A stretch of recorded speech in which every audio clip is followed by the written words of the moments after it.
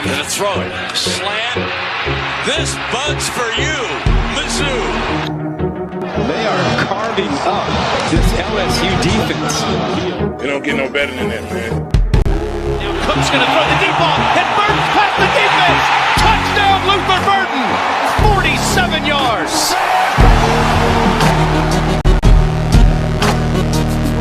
Good place. Kick is up. It is. Yes. Oh, a walk-off winner from 61. Harrison Mevis.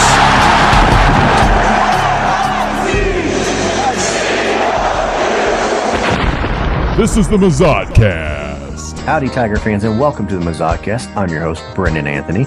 Joining me, as always, is my longtime brother, Colin Anthony. What's up, dum-dums? Well, Colin, we are in the dead period of college football for sure, but I think we promised and owe our fans a podcast for sure, because the last time we recorded, Mizzou did not have an athletic director, and that situation has resolved itself. Yeah, in a scant, how many months did it take? It was several months. It's not like a coaching search. I don't know if it makes a huge difference if you wait a long time to hire an athletic director, but we did see other schools lose an athletic director and hire one within a couple of weeks. But I mean, 2 months at least before the university named Laird Veatch the new athletic director for Mizzou to replace Desiree Reed-Francois. Brendan, his name's Laird, so I'm assuming he's 11? I mean, Laird. Is his parents just the first people to hop on Laird? See, Colin, I can't decide if Laird is a newfangled kind of made up name like it's now, or if it's like a really old fashioned name that I'm just. I don't know what it is. I just know his parents were ahead of their time, I feel like. Or way behind their time. I don't know. But the thing about it is I want to know why Missouri can't just find an athletic director with a fucking normal name that we can pronounce. Yeah, no kidding. Are there no athletic directors named Mike Smith? We can't make that a thing. Mike, we need you. He comes to us, does Laird, from the University of Memphis. He was hired there, I think, in 2021. And I don't know if Memphis has done anything wildly exciting to be, when it comes to athletic director hires, let's not pretend like anybody knows what the fuck's going on. We do know that Laird Veatch used to work here at He was a Tiger. Yeah, he's been a Tiger before. People know him. I think there's a familiarity that really the board of curators had talked about. Look, this is a athletic department that has had a ton of turnover. We've had, Mac Rhodes and Jim Sturk and Desiree Reed-Francois, and it's just been a revolving door. And everybody keeps the car running when they come to Mizzou to be their athletic director. And so they want somebody who at least says that they're going to be sticking around. And good old Laird says that he's a Tiger. Columbia Mo is his place. Let's do this. Long time, blah, blah, blah. So we'll see. Well, I hate to give the curators credit because I don't know if they know what they're doing or if they just kind of lock into a couple things. But I like the idea of them hiring somebody who already knows the inner workings of the university. Yeah. Brendan knows how that goes. You get to know people. There's a network, and the guy you once did this with, now he's the vice president of blah, blah, blah. At the, everybody moves up the ladder together. And there are going to be several people that he went to like career high school with. Yeah. That are still going to be at Mizzou, who are going to be allies and can kind of direct him through the system and say, hey, here's the new guy. Here's that new guy. Here's how you handle this. Here's how you handle that.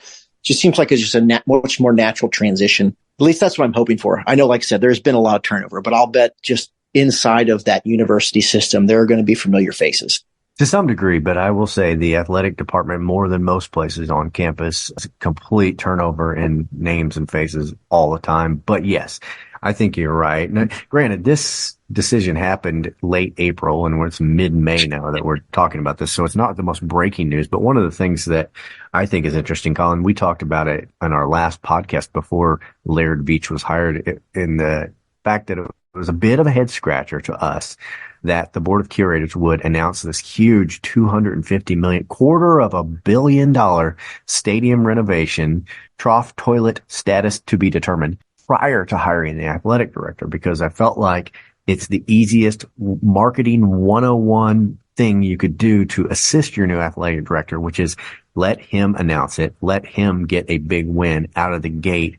What harm does it do? But the curators did not do it that way. They put the cart before the horse. They announced this big stadium renovation, and then they went and hired their athletic director so that he can't tag his name to this big new. Oh, I think that's pure hubris on the curators' part. Yeah. They weren't thinking from a PR's perspective, thinking, oh, it'd be nice to give our new hire a win. They were thinking like, hey, I don't want this new hire to get the credit for the work we've been doing. No, who knows? You're probably right. You know what I mean? Like, hey, we're the ones that came up with this, the curators.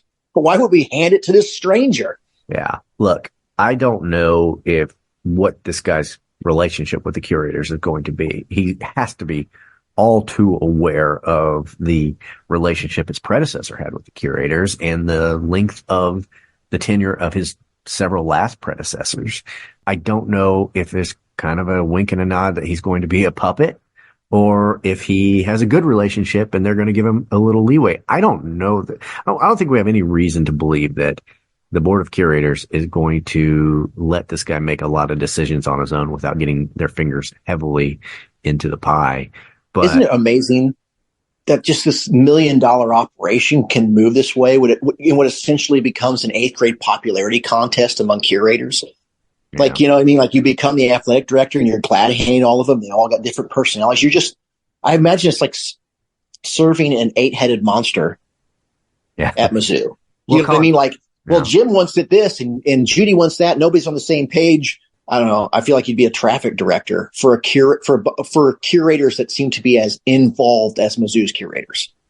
One thing I've learned as I've gotten older, not just about Mizzou, but about life, is that I had grown up under the very, very mistaken impression that as people got older and were in high positions of authority and power in big, important roles, that they were smarter and had a lot of savvy and did things in a way that not just everybody could.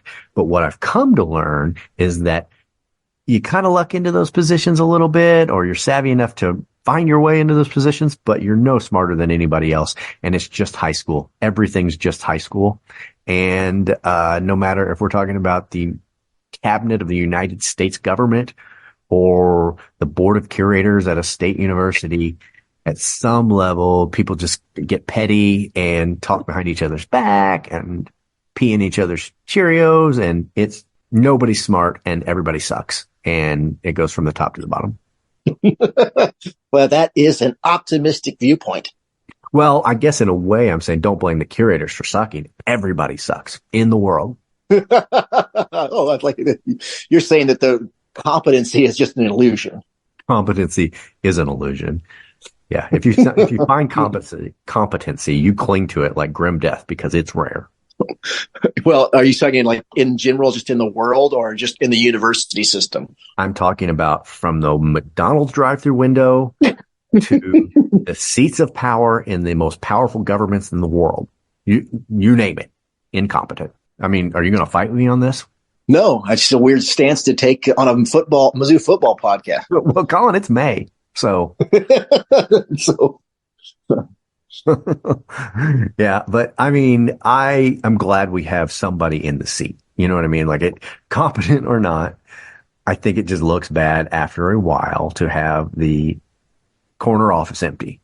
And we are in a position as an athletic department with our lead horse and everything being football, supposedly coming on to look good. And then we are getting this $250 million shot in the arm in the stadium, which is great optics. It's going to be great optics on TV. It's going to be great optics just driving by on Stadium Boulevard, because this is the north end zone we're talking about. Like the south end zone was a huge project, and it's really cool, and it's enormous, and it's got all these offices and locker rooms and stuff in it.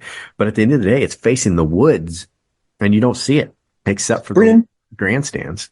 I'm going to float a hypothesis here of that. I have sort of looked at these curators as sort of, stuffed shirts that no real qualification for this job. It's a job you get for being the governor's friend or something, like it's not like you. And so I always just assumed there were, people who thought way too highly of themselves, but probably were trash. Anyway. But there is the chance that maybe the curators are just really good. Maybe tremendous combination of people and personalities, and it's working.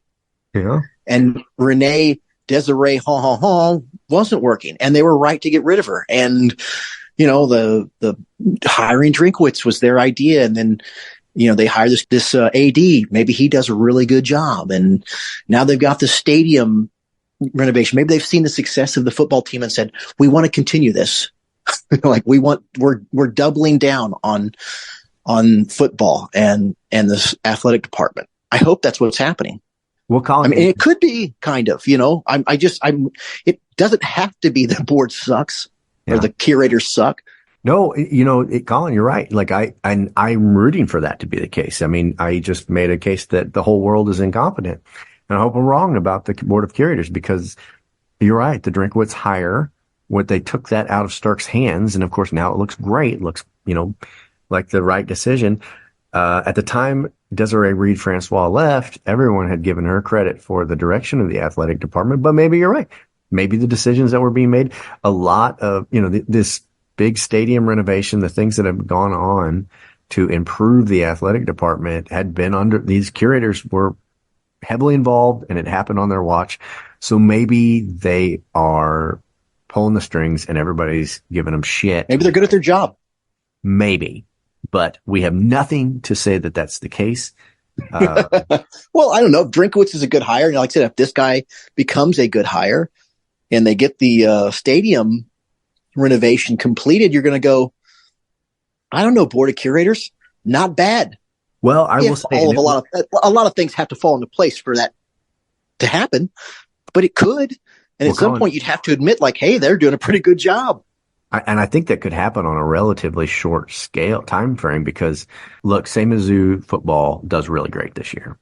And say, I can imagine that world. Keep talking. Say the donations are coming in well, and say the football stadium construction goes, everybody keep going. Everybody's in a good mood when construction cranes are going up. You know what I mean? Like, I don't know, say we win a fucking College World Series in softball or some sport like that, gymnastics. Yes. You're almost there. You're edging. Keep going. Within 1 year, if any of that happens, or if all that happens, Laird Veatch is going to get a lot of pats on the back. And if Laird Veatch is getting pats on the back, then the curators are getting pats on the back for having hired Laird Veatch. So people were fond of Desiree Reed-Francois. If things go well under Laird Veatch, they're going to be fond of him too. And one thing I know about sports fans is they have very short memories.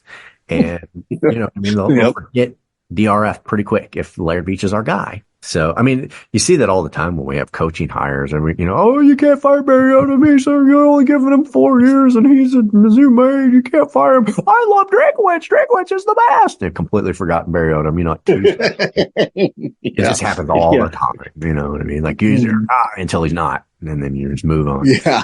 Well, like that, you're describing all fans of all college football teams. Yeah. And it's only going to be more so with athletic directors, because as mad as people were about Desiree Reed-Francois leaving, nobody really has a lot of affinity for the athletic director. You know what I mean? It's they're just like, everything's going good right now. Why would you fuck with it? Yeah, that's what they're really saying. Like, they don't care about her personally. They're just like, don't touch it. Yeah. Do you know what I mean? Like, it's like getting it's like having a really fragile, beautiful thing and like having a toddler touch it. You know what I mean? Like, hey, we've managed to get this beautiful, fragile thing working. Please don't touch it. Don't fuck with it, And I feel like when you pull the athletic director out, they're like, you're touching it. You're touching it. Why would you touch it? Yeah. And because we're Mizzou fans, we're just afraid we're going to it haunts us in the back of our heads. Here it is. 6-6. You could do that again. Everybody knows that's what Mizzou does. And the front of your brain's like, nope, that's not who we are anymore. We're going to be big kids. No, I hear you. You're this close to pulling the mast on the intricate little ship you've built inside a bottle, and here comes the 4-year-old who wants to throw it in the bathtub. Yeah, I just feel like the fans were just seeing her get fired was just like, why are you fucking with a good thing? But like you said, if the football team does what everyone hopes it does this year, if none of any other stuff you mentioned happens, if just the football team lives up to some of the expectations for this coming season, that guy will come out of his first year as athletic director smelling like a rose. Absolutely. Because nobody gives a fuck about anything but football. That's right. That's the dirty little secret, guys. When fucking football's good, everything fucking disappears. And that's why we did this podcast, because we want to do a podcast about the most fucking important thing. And I'm saying I like men's basketball, but it doesn't come fucking close. College football is a behemoth. It is what stirs the drink. And, but I will say this, Colin, as horrible, and it has been horrible, as horrible a season as Dennis Gates had last year, a lot of indicators, recruiting wise and otherwise, it's looking like next year is going to be a dramatic improvement, knock on wood. So, I mean, if you get any year, Missouri has a good football team and a good basketball team, is a rare fucking year. And it's going to be a great year for an athletic director, especially if it's that athletic director's first year on the job. And Brennan, they're rolling. And I think my point is with the football thing is if Mizzou continues to be a bottom feeder in basketball for the next 10 years, and I can see it. Take me there.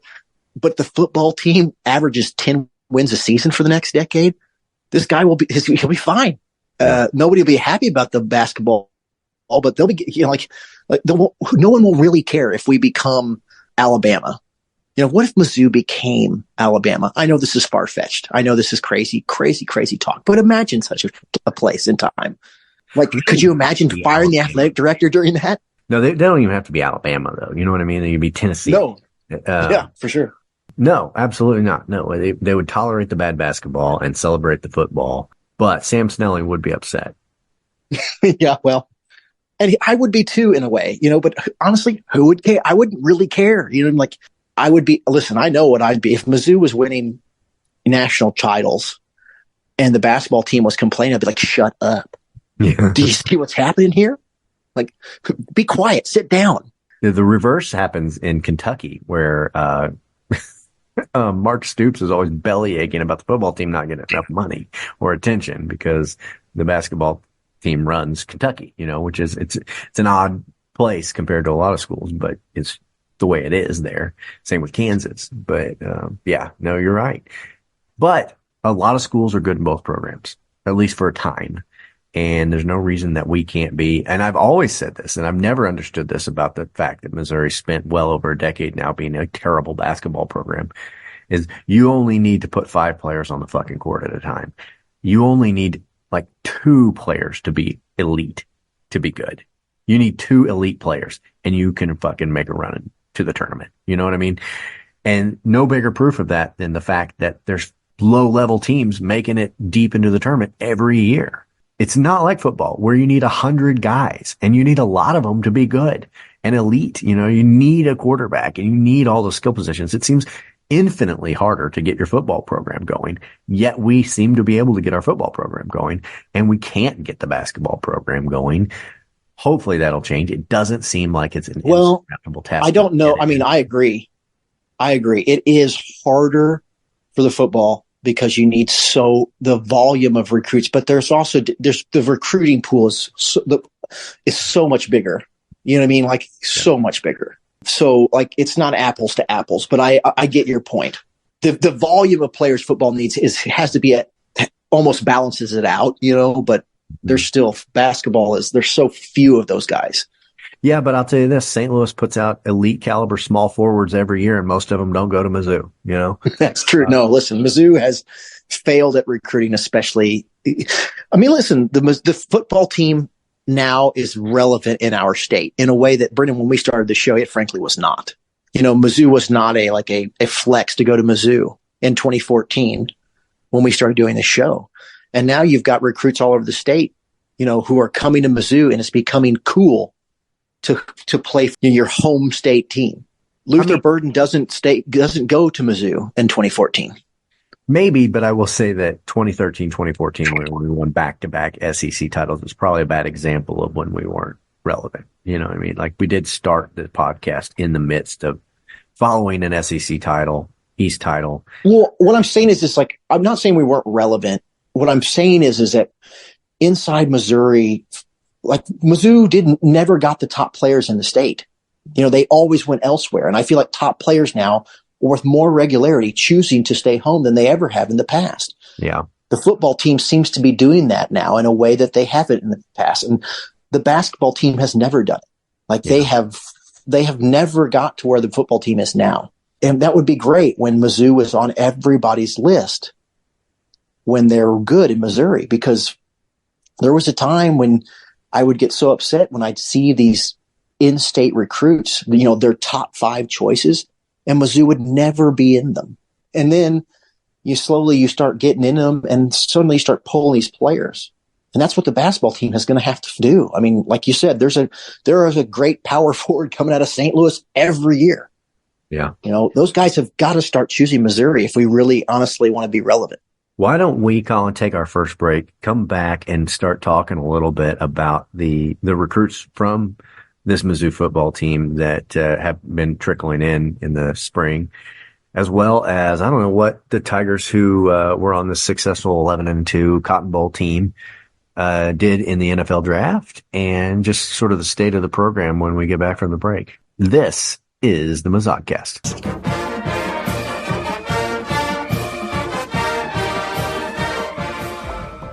Hi, I'm Morgan Freeman. Father's Day is around the corner, and I'm here to tell you the best gift you can buy is the book Respectable Roughnecks by Brendan Steenbergen.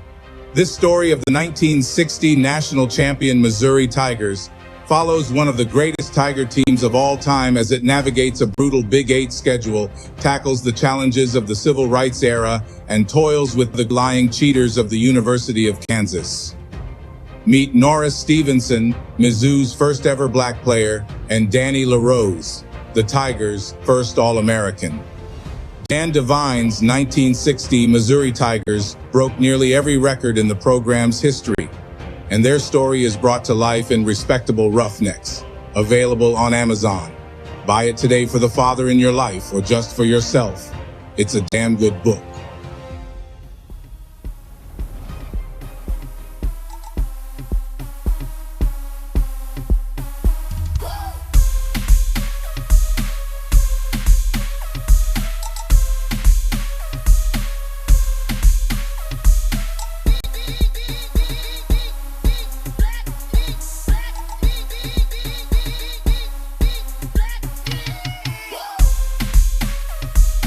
And we are back.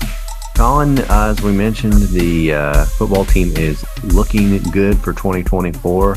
Not just coming off the success of last year, but Drinkwitz recruiting and transfer portal work has looked good. Anything stand out to you? Well, the guys they've gotten lately is they got a guy from Georgia Tech. He's a transfer. His name's Eddie Kelly. He's a guy who played well on big games. When they were on national television, I think got the attention of lots of people, and Mizzou snagged him. He was a hot commodity in the portal. They got a 4-star defensive end, Hopkins. It's exciting because the offense is pretty good, and if they replace the talent they lost to the draft, this guy, he's got 4 stars. Mizzou's made up of a lot of 4 stars these days, a lot more than previous iterations. For sure. They got a 3-star linebacker named Jason King. They got another 4-star offensive tackle, Jack Lane. And then they got former Michigan Wolverine, Jeremiah Beasley. He's a 4-star linebacker and has all 4 years of eligibility remaining. So they've been doing a lot of work.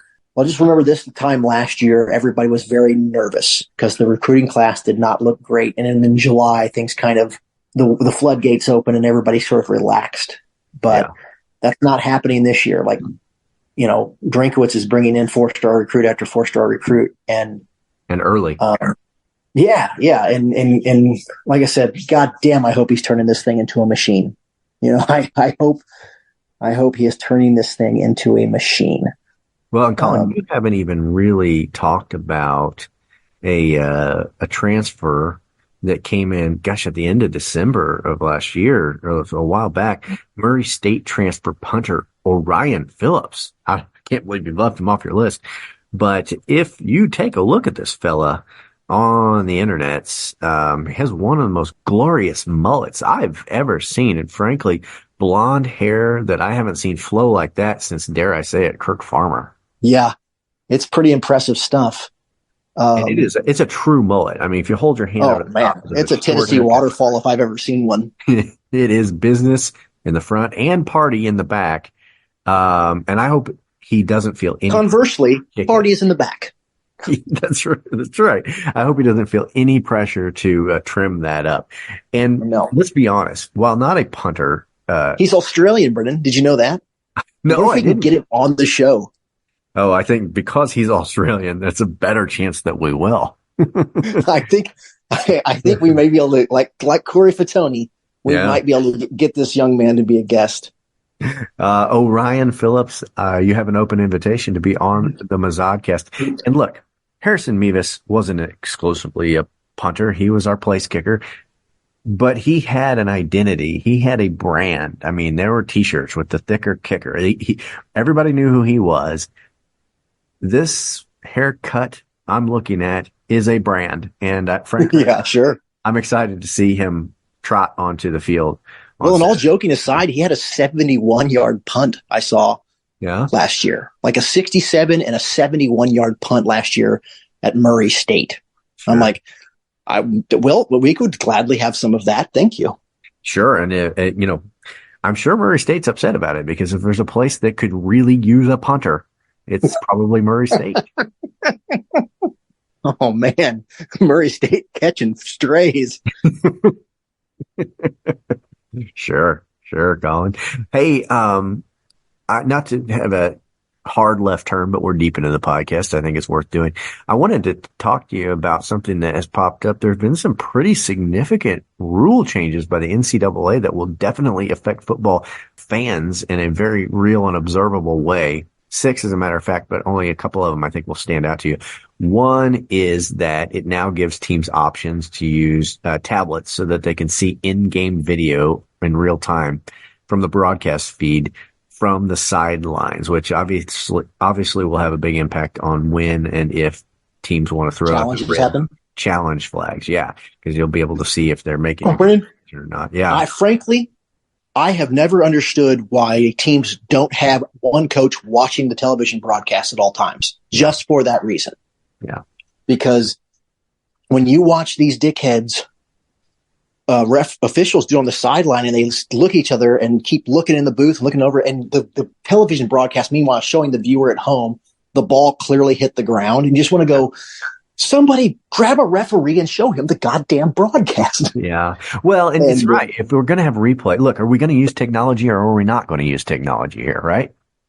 Yeah. I'm all for it. Like these are, it's the same with, they have the mics and the linebackers and the quarterback's helmet and stuff now. I don't understand why they just don't, why there can't be multiple players or, you know what I mean? Like, I don't understand. I guess it takes away from the heart of the game when you get in the huddle and call the play. But yeah, do you really want a dumb offensive lineman talking in your ear? Man, offensive linemen catching strays. Yeah, and look, offensive linemen usually in the Wonderlic test tend to score better than other positions. So that's a horrible stereotype. But I rescind what I said. Obviously, tight ends are the stupid ones. Yeah, obviously. The second rule change, Colin, I think you'll perk up at, and this is a big one for fans viewing at home. There will now be 2-minute warnings at the end of the half and at the end of the fourth quarter in games, much like the NFL. Oh, that's going to equal more scoring. Yeah. That's like an extra timeout. It's an extra timeout. That's going to swell scores. That's probably why they did it. They're like, hey, NFL does it. They've got the model. They've got it figured out. The only thing that surprises me about this, Colin, is that I feel like college football has been very heavily focused on trimming the length of games. They don't like the 4-hour games. They want them to be a tight 3.5 hour football game. And, that's why they've got the running clock after first downs. And, they don't stop the clock as frequently as they do in NFL games. And this is I guess it's only 2 times in a game, so it's not a huge factor, but it is a stoppage. It will increase the length of a game by a small amount. You're adding another timeout to each half. That's right. And I just think about how many more, play calls, how many more touchdowns are going to get scored at the end of halves because of that 2-minute warning. I would be betting the high end of sports books. You know what I mean? I'm sure the sports books already figured it out, but I'm betting I'm going to be taking some overs early in the college football season and see if I can win some money. Well, my prediction is, Colin, that there's going to be some hair pulling done by one Brendan Anthony from the Mizzou and some irrational tweets that I'm fighting off sending, knowing that Drinkwitz and all the stuff that he's been able to do for us has not been the world's greatest clock manager. No. And I think he's going to be still doing some boneheaded things with this 2-minute warning in his pocket. Gosh. Well, maybe they'll hear on the broadcast, Yeah. The guy's calling the game on the television broadcast, maybe going, why is he doing it this way? He could save a lot of time if he just, and then they hear it on the television broadcast, like, Coach, call timeout. Yeah. Brent Musburger says so. I know. Well, the Kansas State game, like the big long field goal that won it from Harrison Mevis. God, that was a crazy amateurish drive to get us into that position. God bless Harrison Mevis and his leg for closing the deal. But like, oh my God, between the penalty, the delay of game penalty and shit that led to that. Yeah. I'm predicting that 2-minute warning or no, we're not going to use it to its fullest advantage. Well, I tell you what, I hope whatever 4-leaf clover or lucky horseshoe that Drinkwitz has shoved up his ass is still there, because our center routinely snapped the ball poorly, and it never cost us once. Never. Drinkwitz in 2 different games made baffling time management calls. Yeah. Didn't affect anything. Twice we had delay of games on a field goal situation costing us. Yeah.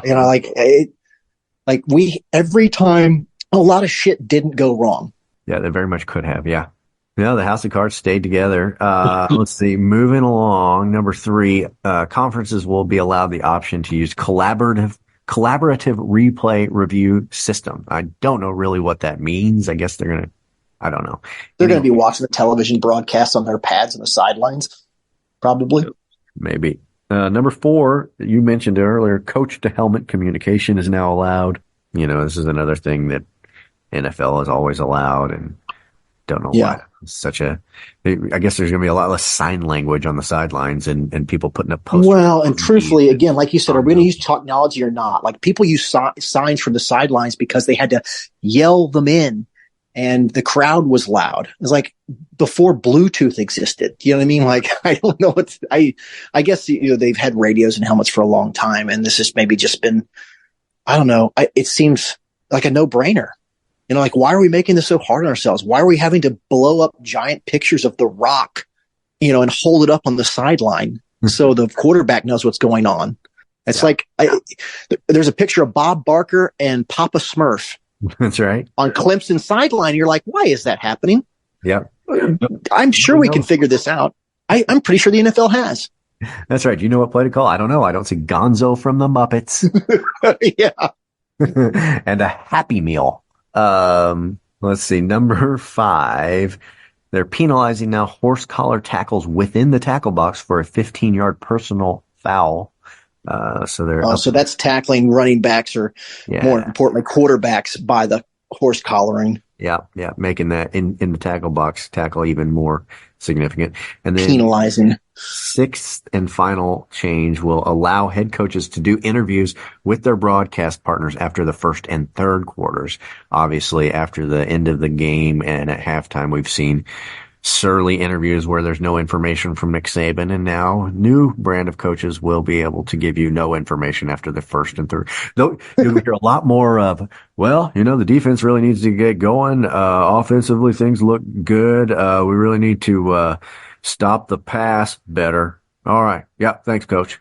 Yeah. Just the most benign answers in the world. Yeah. So I'm pretty it's at some point we're going to just have the coach, how baseball's been doing this forever, where like they'll talk to the manager in the dugout during the game.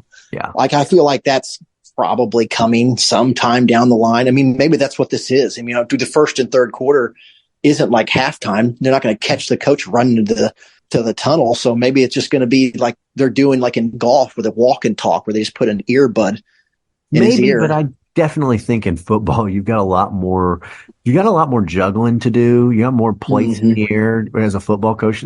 Baseball coaches, they go through 3 straight innings where they do nothing but scratch their balls. you set the lineup, your pitcher starts to fade somewhere between the 5th and the 7th inning, and then you make a decision about that. No, I get it. Colin, we mentioned the new players coming in through the transfer portal or via direct high school recruiting, but we had a lot of talent leave last year, and the NFL has noticed the draft came and went, and Missouri had a pretty good draft this season. Yeah, they had 6 players go. Darius Robinson went in the first round to Arizona. First player for Mizzou to go in the first round since 2017. It's hard to believe it's been like 7 years since Mizzou had a first round draft pick, but he's the 20th overall player in Mizzou history to be drafted in the first round. He made himself a lot of money in the postseason. Like, he was the most outstanding player to come out of like the Senior Bowl. Like, all the scouts are like, "Ooh, who is this guy?" And all those recruiting guys or the NFL scouting guys write those articles, the guys that cover that. And at the end of that week for that game, like, his name was at the top of all their lists, like who showed out.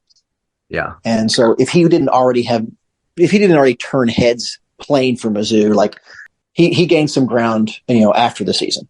Ennis Rakestraw, he went in the second round. The 61st pick to Detroit, and Detroit needs cornerback. So I'm kind of excited. I think he might. So I'm hoping he'll get some real playing time. And he's, drafted in round 2. They expect those guys to start. Sure. Round 1, you're supposed to be a star, but round 2, you're supposed to be drafting, guys who are going to play in this league as starters for years to come. And so that's high praise for Mr. Ennis Rakestraw. It's also vindication for Eli Drinkwitz, because I don't know if you remember when Rakestraw was recruited. He was out of Alabama, or he could have gone to Alabama, and there was Drinkwitz was brand new here. It was one of his first big games, and he flipped his shit and like jumped on his assistant coaches. Like, there was a video released where he was giddy as a little girl, and other teams were making fun of us for our coach being a big nerd and being excited about a 3-star recruit. Well, that 3-star recruit is now in the NFL in the second round draft picks. Fuck off. He knew what he was doing. I think everybody was vindicated with the Ennis Rakestraw story, and none of us should be surprised he was drafted highly, because he's been a hell of a player. Tyron Hopper in the 3rd round, 91st overall pick, going to Green Bay to play in the very, very cold. Again, 3rd round, you're going to be, they're expecting you to be a contributor, maybe a starter, hopefully a starter. Javian Foster, he went 4th round to Jacksonville. Mm-hmm. So offensive tackle. He's, one thing about when offensive tackles get drafted, I feel like they, if they're any good at all, they'll make a roster, just because everybody needs O linemen. Yeah. And, that's a numbers game. You got to have troops, boots on the ground. They got to have a lot of them. And so anyway, hoping as a 4th round pick, they think he should make the team. Yeah. Chris Abrams-Drain, 5th round, 145th overall to Denver. 5th round, he could, Anyway, all these guys can be contributors, obviously. I don't know what I'm worried about. Jalen Carlisle also went in the 5th round, 151st overall. He went to Indianapolis. So anyway, 6 picks in the draft. That's a lot to go. And then, of course, Cody Schrader is signed after the draft. Undrafted with the 49ers. And well, Colin, were there any surprises? I mean, I'm not going to say this is a surprise, but Tyron Hopper was an absolute fucking beast for us. He's a 3rd round pick. So, I mean, like you said, they expect production out of their 3rd round picks at Green Bay. I think he's a guy that he could be a big success story in the NFL. I think he's a guy who, I think he's kind of lean for an NFL linebacker. And I think that's what's probably why he's there. I think he can turn into a starter. Yeah. But he's just going to have to, put on some LBs. But they may have drafted him too as, like a cover linebacker, because he was super fast. And anyway, I don't know. Yeah. Well, hey, Colin, there's another piece of news I wanted to bring up before we close this thing out. There's a lot of rumblings going around that the trough toilets are going to be out with the new stadium renovations. And I certainly hope that's not true. We do have this new athletic director. I think it would be worth everyone's time to send an email, letter, social media, fax campaign to tell them how important the trough toilets are to all of us, even those of us who suffer from SPS. We still cherish our trough toilets, and they're part of our heritage. I'd like to keep this thing rolling. We're getting a lot of action on Twitter where people are saying, hey, what are you guys doing to save these trough toilets? You're sitting on your ass. This is important to us. This is why I'm a Mizzou fan, is because of the shape of the toilets in their stadium bathrooms. Yeah. We got to get on this. Many people are saying it. Many people are saying it. And, let's fix it. Let's make sure the higher ups, those in power, know that we all want to pee together. Yeah, that's right. I think that's right. Yeah. All right. Anything else before we sign off from this son of a bitch, Colin? No, I think that's it, Brennan. We've, very surface level talked about the football team. Well, what else is there? How deep do you want to go in fucking May? I don't know. May 17th? I don't know. I don't know what I expect from this show anymore. Yeah. If anybody frankly expects anything, they're tree. Okay. Well, we'll keep at it. I mean, the thing I know about these May doldrum podcasts, Colin, is before you know it, you blink your eyes and fall practices is starting and football's around the corner. So it shan't be long. Father's Day's coming up, and I think you have a reason that's important. And I don't mean your children. No, I guess I do have 2 kids, but the more important thing is the perfect gift for your dad, your grandfather, your wife's dad, your girlfriend's dad, your boyfriend's dad, whoever's dad, is a great story about your Missouri football team. It's called Respectable Roughnecks by a great author, forward by Gary Pinkel, about the 1960 champion Mizzou football Tigers. And golly, I mean, whatever you were going to buy your dad. I mean, what, a $1,200 Traeger smoker? No, thanks. Pellet grill? No. He doesn't need that. Your dad need a $400 Scotty Cameron putter? No, he does not. He does not. Go to Dick's Sporting Goods. Get one for $80. $23 on Amazon. Respectable Roughnecks. Get your dad that book today. It's not too late. Father's Day's around the corner. Do it now. We're just dirty, dirty shills. Yeah. Who cares? Well, Colin, God damn it. I put a lot of words together in order. You sure did. You're right. You're right. A lot of them were more than 2 syllables. Book. Yeah. You know what I mean? Like big words. $10 words. Buy the book. Yeah. $10 words are expensive, obviously. That's right. So, all right. On that note, thanks for listening, everybody. We'll come back to you hopefully soon. MIZ. ZOU.